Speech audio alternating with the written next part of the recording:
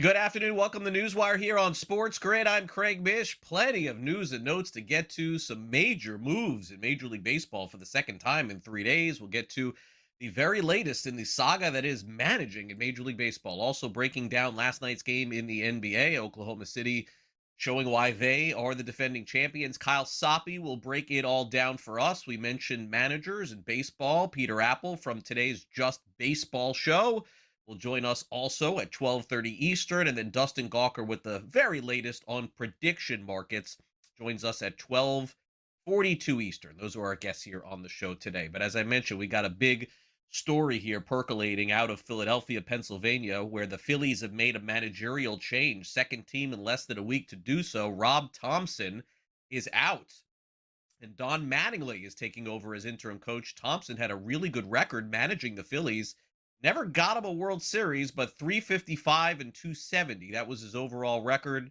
Made the postseason every year, just never got him quite over the top. And then this season, the Phillies started off 9-19. USA Today also reporting that Alex Cora was offered the job to manage the rest of the season. He was just fired from the Red Sox, but turned it down to stick around with his family. More on this coming up in just a bit with Peter Apple. Now, big sports betting stories with an S today here on the show. How about this one? Brendan Sorsby, remember him? Texas Tech quarterback transfer. How about this? Checking into a treatment program for gambling. He has an addiction and will take an immediate indefinite leave of absence. He's under investigation in the wake of a discovery of him making thousands of bets on an app, of which we don't know which one yet. He bet on an Indiana football game while redshirting for the Hoosiers. Also bet in Cincinnati on the Reds, and did some micro betting, live gambling, and a lot of this, of course, you can't do. He was the number one transfer portal player in 2026. Sorsby, future certainly unclear, at least for the time being. All right, the future for Terry Rozier, this is clear. He's not playing in the NBA again. How about this one? More charges for him, this time allegedly soliciting and accepting a bribe. New charges, bribery-related allegations that expands the case against him. Saying that he accepted a bribe to potentially, again, assuming throw basketball games or point shave, as they say. Rozier already has not played in the NBA this season and is also facing two federal wire charges from October when he got arrested last year under the same indictment. All right, now let's get to some sports, right? Let's get to some on-the-field stuff and on-the-court stuff. We'll start off with Oklahoma City. They did it. Clean sweep. 131-122 over the Phoenix Suns, as they take the series 4-0, advance to the semifinal. Shai Gilgeous-Alexander, 31 points, 8 rebounds. Chet Holmgren, 24 and 12. Devin Booker did his best. He had 26 points in a losing effort. But yes, it's another playoff sweep for the Oklahoma City Thunder. Here's SGA on moving on to the next round. Shay, third straight year, you guys got a sweep in the first round. What kind of sense of satisfaction comes with the sweep? It is a really good feeling. Just for like confidence-wise as a group, it's good to get like the playoff run started off that way. It's just important to get out to a good foot. Like, you never know what can happen, and usually the later you go, the better the team, so the series don't get like that. But you want to give yourself as many days that you can rest, and the more you can sweep, the better off, and the more days you have to rest. So it's pretty important. I mean, you can't say anything without, bringing up Shai. He's the MVP of the league, and he's playing the best basketball in the league for the past 2 years. Mixed with, guys that know their role, some seasoned vets that, they're relentless. Like I said, with that chemistry, the communication, it's on 100%. And when the bench comes in, they get better sometimes. It's like reinforcement. It's not subs.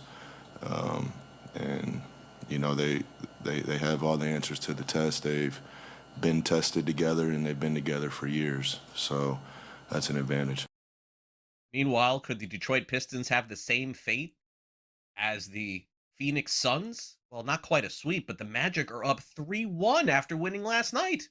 They beat the Pistons 94-88. Desmond Bane had 22. They can win the series Wednesday night in Detroit. How about that? Going to be tough, though, to get that win and close it out, says Desmond Bane. They're looking forward to the challenge. You guys are up 3-1 now. How difficult will it be to get that fourth win? Extremely. Like I said, this is a team that won 60 games. I'm sure not blink an eye, about being able to win 3 games in a row. They did it multiple times throughout the regular season. So we're going to have to come ready to play, and I'm excited for the challenge, go back up there to Detroit and try to close it out there. I mean, going into it, shocked, but with the way that we've been playing, that stuff's not good enough to win games in this league. This league's too good. They're a good team, so they're out rebounding us, turning me over. We haven't hit enough shots. Our defense hasn't caught its footing, so it's not shocking that we're losing the games playing like that. Yeah, that game Wednesday will be the biggest of Cade Cunningham's career. Meanwhile, when the Nuggets need a big game, who do they go to? Nikola Jokic had a triple-double, 27 points, 12 rebounds, and 16 assists in the Nuggets' 125-113 win over the Minnesota Timberwolves. They'll play Game 6 Thursday night in Minnesota, so David Adelman and company get at least another shot to stay alive in the series, and obviously knows that this was a must-win, and so is later this week. I thought it was a good 3.5 quarters. I thought the end of the fourth was sloppy, but there's a lot of things to look at, and say, hey, we improved on this. And I said this in the losses, and I guess it just, when you lose, nobody listens, but there are positives and losses, and you can find things to build on, and we did. And the group, I thought they realized that there were some things that they could build on both ends. And tonight was just a little bit better than it's been. And these series, they're long, man. And Game 6 will be its own story. So we'll look at the things that we didn't do well. And I think there's some things they'll see that some of those kids they played off their bench played well. And so you might see more of them. So we have to prepare for what could happen, and then we got to prepare for what we know we can control. So what did you see from your group, and what was causing all the problems holding on to the ball? Just kind of silly, playing in the crowd, not handling the physicality well, just trying to plow through it. Just kind of, that, and just a lot of just silly forced plays by guys trying to make something out of nothing. Do you think that was there any kind of a lack of urgency on their part? Did you feel I didn't feel a lack of urgency. I mean, we started the game a beat slow, but I didn't think there was a lack of urgency. So. All right, moving over to Major League Baseball, and the Boston Red Sox take care of the Toronto Blue Jays last night 5-0. That was a surprise because Red Sox naturally just fired their manager. So a couple of wins here for Chad Tracy as the new skipper. Dylan Cease took the loss. He's been great this season. Story was Ranger Suarez, who had 10 strikeouts in 8 innings pitched. Here's Marcelo Meyer after the game on being comfortable with the new staff and the 3-game winning streak. Yeah, I mean, it's been good. Obviously, it's been a crazy couple of days. A lot of people that we loved as a team go. Wishing all of them the best, but at the same time, we got to look forward. Tracy and Epi are two of my favorite managers that I've ever had since I started playing baseball. So super stoked for them to be here. We know that Tracy's going to do a great job, and we have his back. Meanwhile, the San Diego Padres rack up another win, 9-7 over the Chicago Cubs. Mason Miller's scoreless streak does end, though, last night at 34 2/3 innings. He gave up a couple of runs in the top of the ninth. Padres still win.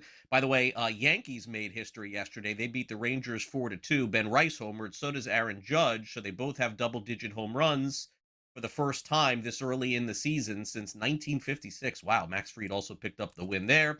The Rays win again. They beat the Guardians 3-2. They have 5 straight wins. Steven Matz is dialing it back. 7 innings pitched, 2 strikeouts. He wins. And also Jonathan Aranda homered for Tampa Bay. And the White Sox come back to beat the Angels 8-7. Murakami homers yet again. He leads the major leagues with 12 home runs this season. How about that? Also, Penguins win. Vegas wins, and we got 3 more games tonight in hockey as well. Coming up next, we got Kyle Stoppe breaking down the hoops. Go back.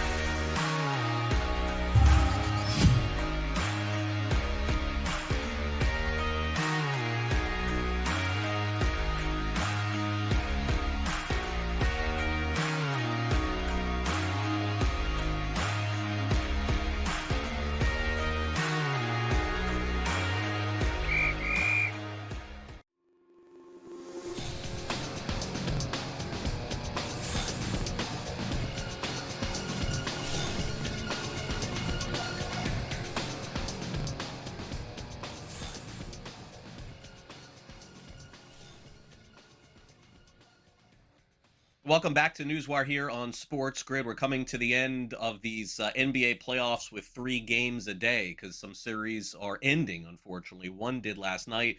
We'll get to that. Another one could end this week. Kyle Soppe is with us to break it all down. And Kyle, we start with the unexpected series. I think that's the easiest way to put it.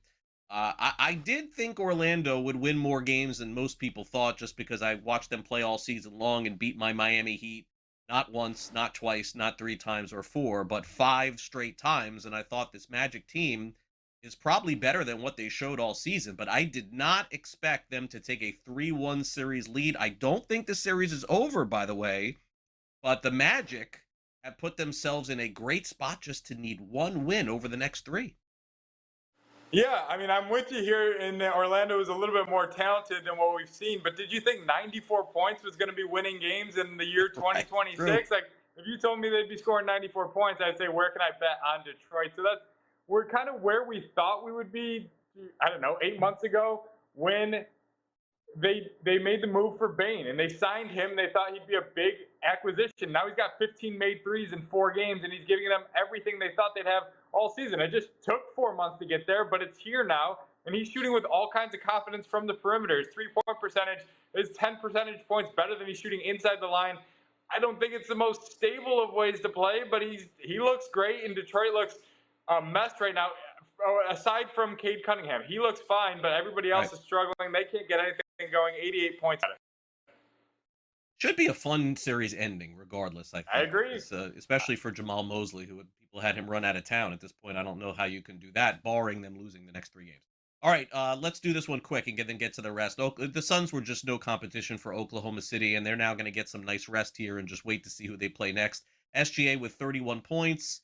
And yeah, I mean, look, they've been the best team in the NBA. They are still the best team in the NBA. And the worst thing that the rest of the teams can do is play these elongated series and give them more rest. But that's what's going on right now.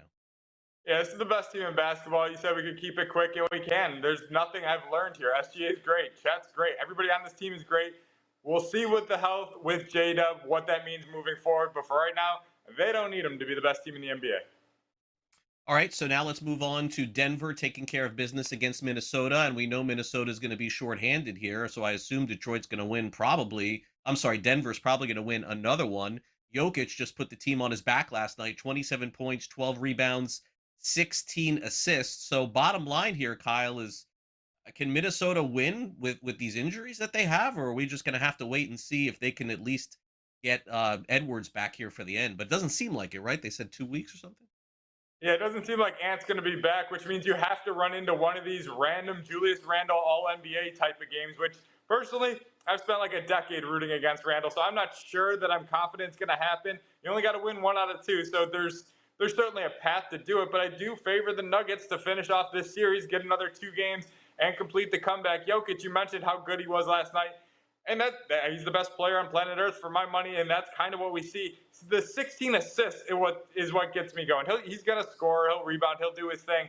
But Cam Johnson was a plus 24, made all 6 of his 2-point shots. If he can open this up to a third option next to himself and Murray, this is a lot for Minnesota to handle with these injuries. If you told me Ant was going to play, I'd take them to win the series. He's not going to. Give me Denver. I said it last time we met. I'm not betting against the best player in the world. Not doing it. No, he's playing like the best player in the world, too, and realizes that. The question is, next round, will he have to exert everything just to get past this round? I don't think that Denver thought they would, but they're going to have to in order to win in 7.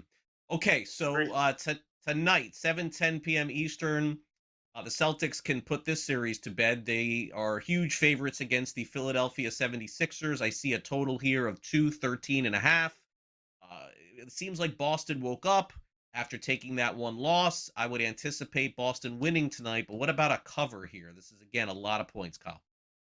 It's a lot of points, and the way Boston plays is just these low-scoring, slug-them-out, kind of ugly games. They're not the prettiest team to watch unless Peyton Pritchard has it going. And guess what? Peyton Pritchard has had it going. I'll take them to cover here. I don't feel great about it, but I don't really like what I saw from this Embiid functioning offense with him coming back from the appendectomy. There's a lot not to like in Philly. Don't get me wrong. They've got some pieces, but when he's there, Edge comes to roll, looks completely different. Oubre's been a lost player of late. as far as my best bet or my biggest wager on this game, I've got Paul George under 8.5 rebounds plus assists. It's kind of a niche market, but that's what I do here. It's juiced a little bit heavy, but everything kind of ran out right for him in the return of Embiid, and he ended up with 4 rebounds and 1 assist. I don't think he's getting near 8.5. It doesn't feel like a big number for a guy that's valuable, but with Embiid suctioning up a lot of the offense and a lot of the time of possession because of the free throws, Paul George under 8.5 rebounds plus assists. All right, let's see if we can sneak in another game. Then we'll bring Kyle back to do the rest and do some baseball here today too. Okay, so this is going to be a fun series. I think this is going 7, and then at that point, I don't know who's going to win. But the Knicks are favored tonight, big by the way, Kyle, 6.5-point favorites over the Atlanta Hawks. Total of 213.5. It almost seems disrespectful with the way that the Hawks have played, but I think Atlanta's going to steal a game, either this one or next one.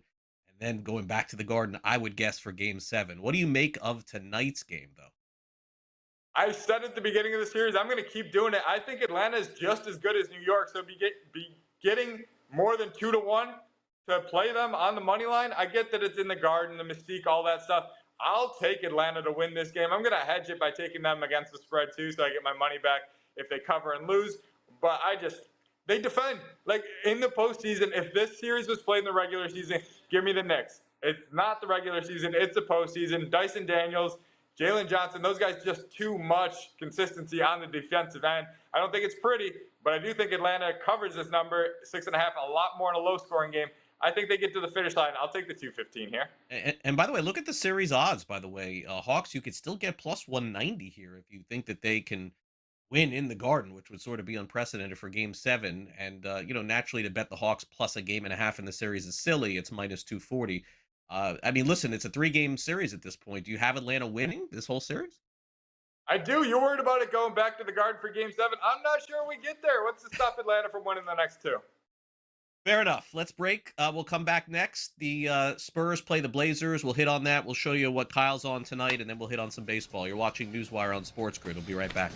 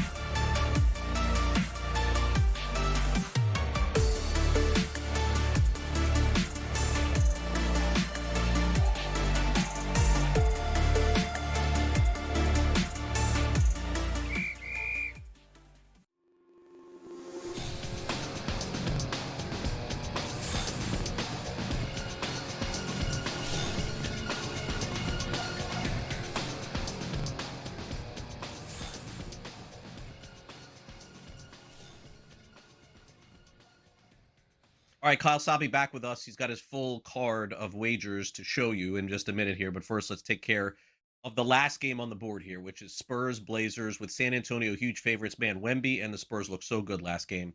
Total of 216.5, and they're double-digit favorites against the Blazers. I do believe I want to give Portland some credit here, Kyle, because they're having a better season and maybe a little bit of a better playoff run than I thought. But let's just start with covering this huge line tonight. Yeah, I'm going to stop you there. You said San Antonio looked great in the last game, and they did after halftime. A lot of people are forgetting that there was a first half of that game. I understand that the Spurs look like a team that could beat the Thunder in the second half of that game, but the first half existed. Like, they needed to come back for a reason. Prior to that big second half, the last 7 quarters with Wemby on the court, the Blazers are plus 14. I think that's getting overlooked in this spread here. I don't doubt that the Spurs win or that they advance from this series if they don't win tonight.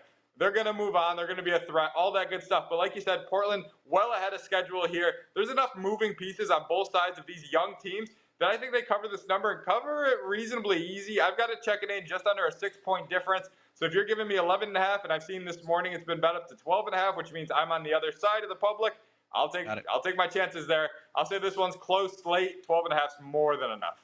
All right, so 12.5 on Portland. Kyle likes that tonight. Also, Paul George under 8.5 rebounds and assists. He just gave that out about 3 minutes ago. Dyson Daniels under 9.5, and then you like Jonathan Kuminga under 5.5 rebounds. Did I knock it all out? Did I get it all?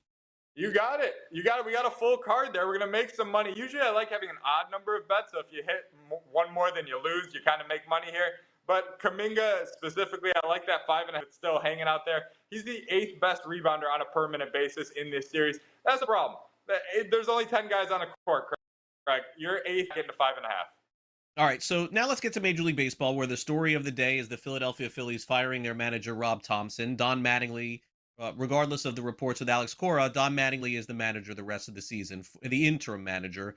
And ironically, his son is the GM, Preston Mattingly. So what a unique situation the rest of the way. But from a betting perspective, Kyle, generally speaking, a lot of folks believe, and I do believe too, in all sports, college football, pro football, even in baseball, that usually when the coach gets fired or the manager gets fired, the players sort of rally briefly around that and say, hey, let's prove that it wasn't us, it was him. So there's that opportunity that stands in front of us tonight here, but Jesus Luzardo has not pitched well at all for Philadelphia. And when I say not at all, it's worse than not at all. Don't just look at the stats. Total is 8. Molly's actually pitched very well for the Giants, but as you know, Kyle, the problem with the Giants, they really don't hit a lot. So probably a close, low-scoring game would be my prediction tonight. I don't know. How do you feel about this one? Yeah, I think you're on the right path there. Close, low scoring, which usually leans me toward the better offense playing at home. Like, there's a lot to like there. You mentioned kind of I work a lot in spreadsheets. Putting a manager getting fired into a spreadsheet isn't the cleanest thing, so I can't really describe it, but I think you're on the right path here, and that a team like that's going to move. It helps that the schedule kind of lightens up over the next 2 weeks. I know they've been a mess realistically for the last 2 to 3 weeks. I think they get right here. Am I willing to lay 168 on a team that's won, once in 2 weeks? I'm not. I'm going to stay away from this game, but if I had to play it, it would be the Phillies. All right, a couple more. Mariners, Twins. Twins are going the other way.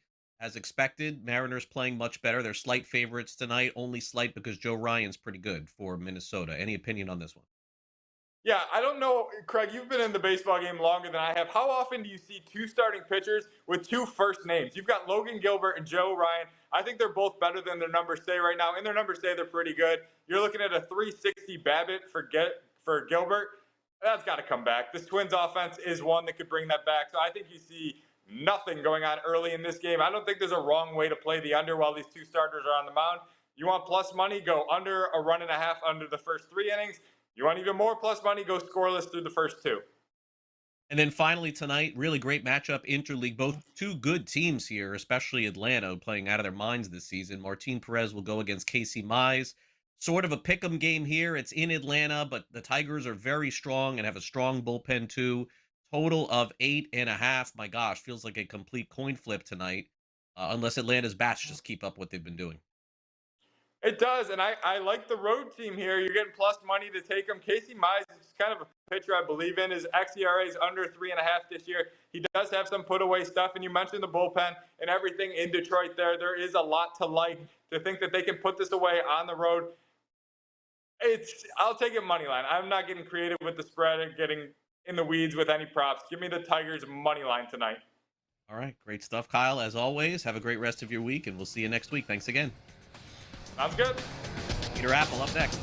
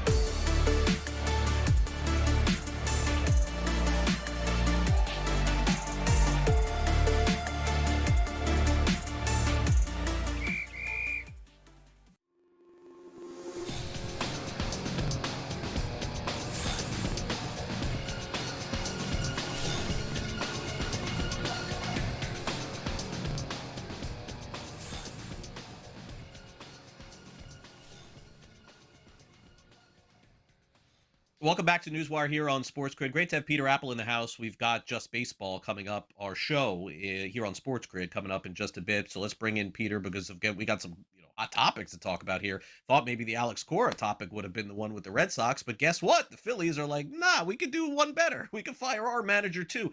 Peter, 2 managers in Major League Baseball not fired over the course of the season, fired in April. I mean, that is super rare. And, the first one a little bit surprising. This one, I guess I'm not as surprised.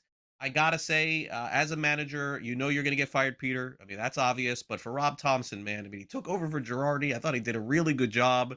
But things just went so far south this season. So let's start there. What happened? Well, they went 9-19. And I do think that it's a little unfair to Rob Thomson because when he got brought on in 2022, right, he went on that run with the Phillies. And then in 2023, he wins 90 games. 2024, he wins 95 games. 2025, he wins 96 games. And then he gets off to a bad start, a really bad stretch playing the Cubs, the Braves, the Cubs, and then the Braves again. 2 of the, 5 best teams in Major League Baseball. And now we fire him? And we go to Don Mattingly, who has not had a ton of success in a managerial role. That's why he wasn't currently a manager until he is now. And it's also very interesting that they did offer the job, or reportedly offered the job, to Alex Cora, and he said no. At the end of the day, this bad start is more on the Phillies. I was listening to your last segment when you guys were kind of talking about the Phillies offense being better than the Giants, I'm not so sure with this current unit right now, right? They got Felix Reyes hitting in the 4-hole. This offense just hasn't gotten going at all. And I can't blame Rob Thomson. If you are going to blame Rob Thomson, then you should give him his flowers for 3 straight 90-win seasons and the last 2 over 95 wins. So I just thought this was an overreaction, really. Yeah, and when you look at it, this one to me, I don't know how you feel about it, Peter. I'm glad I have you here. So I'm making the claim that the Red Sox, by the way, with Breslow, could hit the, I mean, I hate to say it, the sort of reset button if things don't go well, and Breslow will just say, "Oh, my bad. Let me get my young guys going. I got my young manager here who knows these guys." Dombrowski, as well as I do, ain't gonna do that. I mean, this guy has won in Montreal and won with the Marlins and won with the Tigers and won with the Red Sox and winning with the Phillies. Like, there's no reset button here, and so I could honestly see them pushing even harder, Peter, where I'm not so sure about Boston and their situation. A little different for me. Yeah, I think these two situations are different, like you say. With the Phillies, it does feel like this is the end of their window, right? You got Bryce Harper, you got Kyle Schwarber, you got Trey Turner, all on the wrong side of 30. And then you have Zach Wheeler coming back from injury. Christopher Sanchez pitching at the peak of his powers with Jesus Luzardo there as well. And, whatever you can get from Aaron Nola. And the Phillies do have some young players, but the core, the crux of this team, what has made the Phillies so good in recent years, has been the guys who are aging. So it just feels like Dombrowski is saying to himself, I cannot waste a game. If I don't feel like Rob Thomson is the answer for the rest of the season, might as well cut bait now and of course, promote Don Mattingly. Cora and Breslow, it is a young team, and it has felt like Cora and Breslow just never really got along. So if Breslow really wants the team that he created on the field exactly like he wants it, and Cora continues to fight him on that, that's a different situation than a Phillies team that feels like they need to win now, while Breslow wants his young players to thrive, and maybe he doesn't think Cora is the best guy to get it all out of them. I disagree with Breslow, but it's not my job. Right, of course. Listen, we'll see. I mean, Dombrowski has been around for 40 years being a president. He is not in this I mean, maybe over for him, by the way, after this year, but he is not in it for this year to lose. Okay, so Cleveland makes the big move by calling up Travis Bazzana, the first pick in the 2024 draft. Cleveland strategically waits a little bit here. Okay, we get it. We understand it. What will he bring to the Guardians here when they get ready to face off tonight? Just a really good ball player to his core. And I think that's a big reason why he went number 1 overall in the draft, right? Travis Bazzana doesn't have crazy power. He's not the best fielder you've ever seen. He's not the best base runner that you've ever seen, but he's one of those players that's just good at everything. And in the minor leagues so far this season, one of his biggest problems, I guess you could say, is the strikeouts were a little bit high. But early on in the minor league season, he's cut that strikeout rate. He's starting to pull more fly balls in the air, and he's really developing into a really well-rounded all-around player. And what does Cleveland love? This type of profile. So I think he's going to fit in really, really nicely and just be one of those grinders, an annoying at bat, a good base runner, a good fielder with a little bit of pop. I think he's going to be really solid. All right, let's get to some games here, Peter, while we can. So the Astros, I believe, are going with a sort of opener tonight, starting Tang against the Baltimore Orioles. They've got Shane Baz starting. And if Tang hadn't pitched in Palm Beach this spring, I probably would have no clue who this guy is. But because I saw some spring games and I was around, I had a chance at least to see what he was doing. Baz, to me, is the better pitcher here. I'm pretty bearish on Houston at this point, and that's another situation I think that we got to keep an eye on as the season goes on. But listen, anything can happen in one game. So any opinion on this game tonight? No real opinion. If I had to lean one way, I'd actually probably look towards the under, and I think it's a nice little contrarian play here because who's baseball's best over team? The Houston Astros. And the Orioles, I think, have gone 3 straight games to the over as well. And then you have Shane Baz, who is due for a lot of positive regression. He's gotten off to a pretty unlucky start. And the Astros offense is, of course, really good, but you got Baz at home. I think he could limit damage. And then the Astros are probably going to go with more of a quasi bullpen game, get Tang going for 3 innings and then mix and match with their pitchers. And I always feel like that style is undervalued in the market. You see a bullpen game and you say, oh, they're going to crush them. And I'm not here to say that the Astros bullpen is very good, but the Orioles offense doesn't really scare me either. I know Basayo is heating up as well, but at 9, I think it's a little bit too high. My model makes it 8.5. I would lean towards the under. Yeah, nothing from Pete Alonso just yet. Maybe that will start this week. Okay, so the return of World Series hero and postseason hero Trey Savage tonight for the Toronto Blue Jays, but let's call it what it is. I mean, there's no chance this organization lets him throw more than 80, 90 pitches in 4 or 5 innings, so it's really not his game tonight, which is why I think the line is what it is. It's about a pick'em game. Total 7.5. Peyton Tolley starts for Boston, and wouldn't you know, the Red Sox are on this little mini winning streak. Do you think that continues tonight?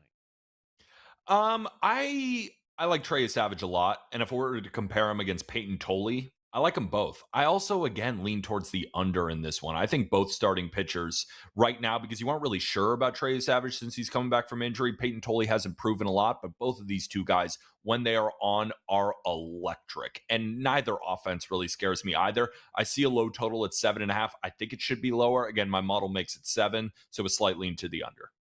All right, finally, when was the last time you saw Jacob deGrom pitch in a Major League Baseball game? And he is a dog tonight. That's a little crazy. Probably not much of one. Plus 102 here. Probably going to be minus 105 by the time it starts. But that's the situation because the Yankees pitcher, Cam Schlittler, has been incredible. And they're coming off a night where Judge and Rice homered. So more or less a pick'em game tonight. I saw the Rangers stadium last night absolutely jacked and packed for that game against the Yankees. Absolutely. And the only reason Jacob deGrom is at home is because the Yankees have proven they're the best team in the American League right now. And Cam Schlittler is second in Cy Young odds behind Tarek Skubal. That's how good he's been. So this is the only time you can make Jacob deGrom a dog, and deservedly so. I make it minus 126 plus 126. So you got about 6 cents of value currently at minus 120 on the Yankees. Not enough to warrant a play, but certainly I would lean towards the Yankees side. All right, Peter, great stuff as always. We'll catch Just Baseball coming up a little bit later today here on Sports Grid, and I know we'll talk again soon. Enjoy the rest of your week. Absolutely. Thank you. All right, coming up next, we got Dustin Gawker joining us. News in the prediction markets, including a soldier arrested for allegedly betting on an international capture. Wow. Have a great day.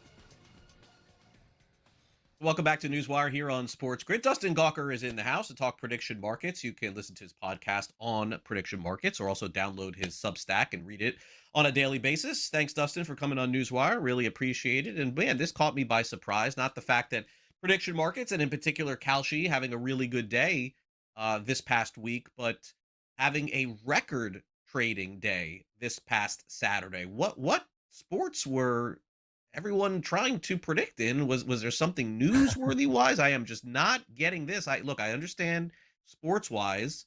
You had the hockey, you had NBA, you had Major League Baseball. I get it, but was there like a special event of some kind going on?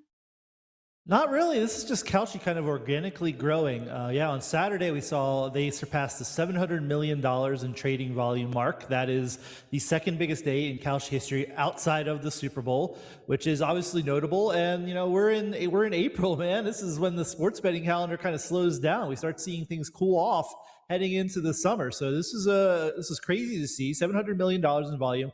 Now where this is coming from is partly because of the growth of parlays at Kalshi. We saw just short of 200 million of that total is on parlays. So that's, anything that anybody's betting on that is multiple legs, just like at a sports book. So that's a meaningful amount.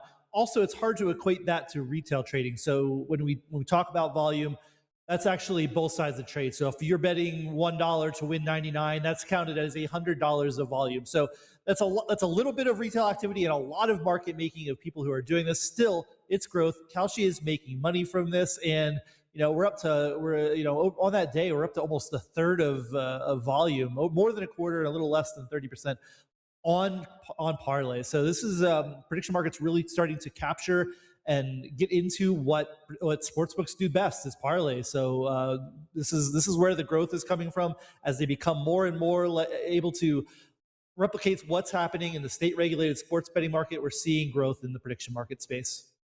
Makes sense. All right, let's get to this story here from the political angle. A soldier arrested for allegedly betting on the capture of Nicolas Maduro in Venezuela. How did ABC News get this story, and how did this end up happening that they were able to find that this soldier ended up doing this? I mean, I guess that's the good news, is that they were able to figure out that he did place this prediction.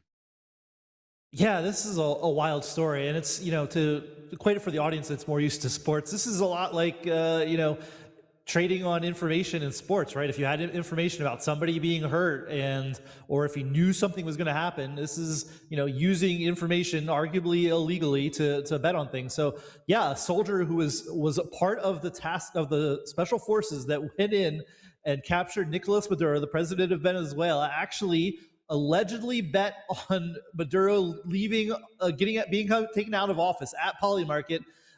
He bet, again, allegedly $33,000 and won $400,000.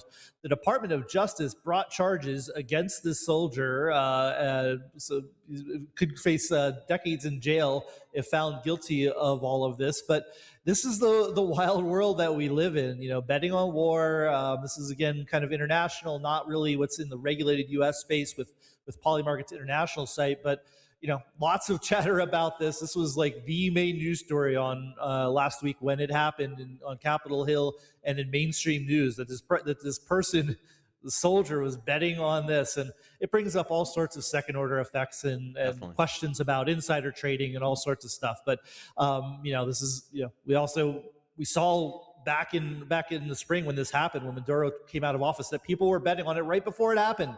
So, not strange but it's good and interesting that he got caught. He's going to be, we're going to have a trial about this, but yeah, it feels a bit like a fever dream. We're talking about soldiers trading on insider information to bet on what's happening in geopolitical events. It's hard to believe this is the world we live in, Craig. And evolving as we go, and Dustin has it covered for us here on the show. Speaking of which, maybe some political folks were trying to make a statement here by betting on their own elections. At least that's what they're claiming here.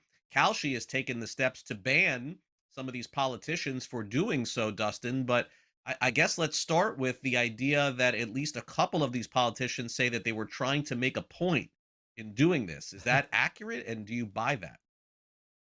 Maybe, yeah. The main story is, again, wild world. This all happened last week, I promise you. 3 candidates Kalshi divulged that they're investigating 3 candidates that actually placed bets on themselves on elections that are taking place in primaries around the country this spring and summer.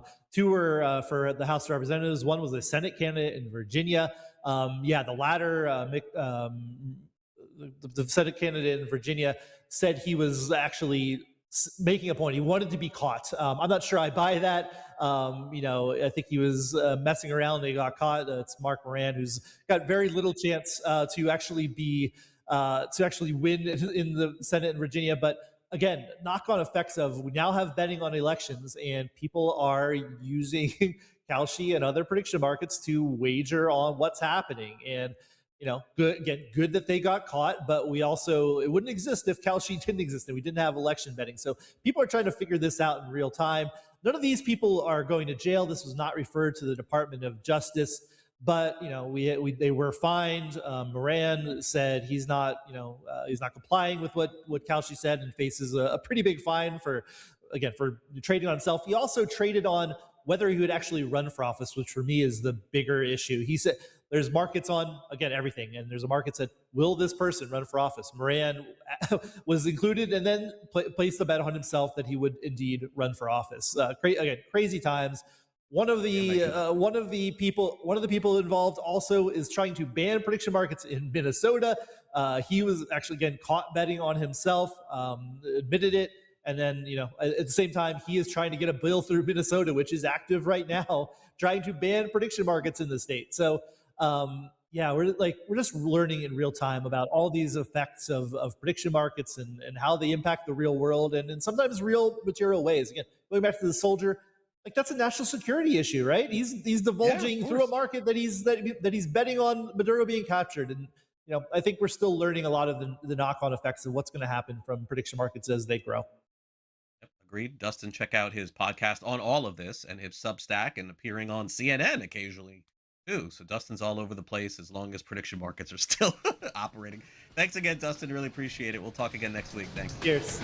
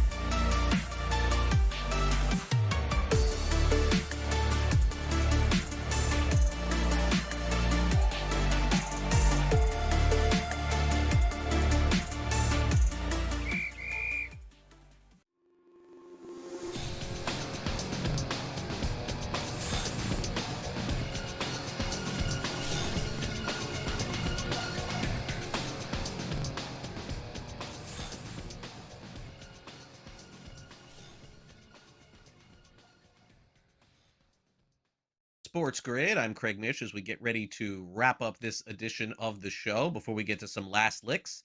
A once-a-year press conference. That's what Pat Riley does as president of basketball operations with the Miami Heat, and sending a message essentially to Heat fans and also the rest of the NBA. You rarely hear this, by the way, from any coach or any president. Riley putting his foot down, telling the world, as long as he is in charge, the Miami Heat will not tank. Listen in. Try to lose. I'm not going to tank. And I can't stand the word. And I know they're now talking about it in the NBA about how can we deal with tanking. I never heard that 15, 20 years ago. There's a 65-game limit on awards. You're just sending out messages to players they don't have to play, and they can still win something, I mean, it doesn't make sense to me, but that's the way it is today. And, of course, with Riley, the Heat does have 3 NBA championships and, of course, played for the championship a few years ago, too. But since then, a lot of appearances in the play-in games, haven't been able to sign a big free agent. Maybe this is the offseason the Heat actually gets that done. All right, as we wrap up the show, we'll give you a choice and a couple of different topics. One is facing off with Paul Skeens. What would you do if you were standing in the box? And another is buying a ticket to a baseball game or eating Taco Bell. I'll explain more. It's time now for some last licks.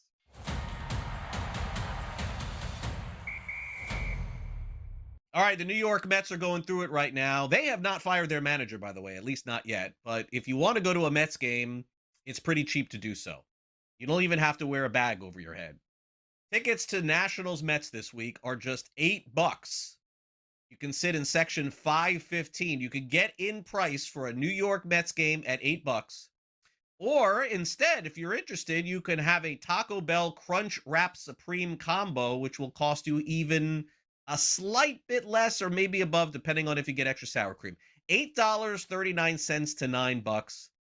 If you're asking, and I'm going to pick this one and the next topic we're going to talk about, I'm always going to pick the baseball game over Taco Bell. Taco Bell, no offense to Taco Bell, is at max a once-a-year snack for me. And then when I do it, I feel like, okay, now I know, no offense, why I do it once a year, Taco Bell. But I can go to a baseball game anytime. Okay, now, this is an easy one. And really good job, by the way. Give credit to FanDuel for posting this yesterday on social media. Sometimes I don't like these posts from the betting companies, but I did like this one. FanDuel post yesterday, would you rather be given $50,000 right now, free and clear, 50 grand, or you can get a shot at $100 million if you have 100 pitches to hit a home run off Paul Skeens? Now, what I really like about this is the fact that anybody thinks that they could actually hit a home run off Paul Skeens as a regular person like me and you. I mean, come on. I would tell you right now that you have 100 pitches, you would not get a base hit off Paul Skeens. You would not come close to this $100 million. Now, if you were a college athlete of some kind, maybe an advanced high school athlete of some kind, maybe you'd get a hit. Maybe you'd hit the ball. Maybe you'd foul it off. You would never hit a home run. So in the end, you would take that $50,000 and run with it. Okay, finally, this is a great story that we're going to end on here. This past season, Mark Toothaker was watching a Monday Night Football game between the Giants and Patriots where Young-Ho Koo whiffed on a field goal attempt. Kind of felt like Charlie Brown and Lucy. Remember when Koo just missed the ball? Mark kept replaying it back and forth and laughing so hard that it caused a seizure. How about that? So when Toothaker went to the hospital, they did a CT scan and they found a tumor on the left side of his brain. And the tumor was removed, and he was home by the end of the week, and he'll be at the Kentucky Derby this week. He works on horses, and he has a horse that's set to run in the Kentucky Derby. He could have potentially lost his life had Young-Ho Koo not missed that kick because he was laughing so hard. So a good story here in the end. Sometimes, bad news ends up being good news for someone. Obviously, we're all rooting for Young-Ho Koo as well. But it looks like that kick may have saved, the missed kick may have saved that guy's life. Rare, by the way, that was a rare thing in sports to see a field goal kicker completely miss a kick. Like that was the first. I had not seen that. All right, we're out of time. That's it. Okay, that'll do it for the show. Thanks again to all of our great guests, Kyle Soppe, Dustin Gawker for coming on the show. Thanks to them. And thanks to Peter Apple. By the way, Just Baseball coming your way shortly. Thanks again to our director, Tommy, Frank on the graphics, and for Chris producing the show. I'm Craig Mish. We'll see you back here for our next edition of NewsWire tomorrow, 12 o'clock Eastern. Have a great day, everyone.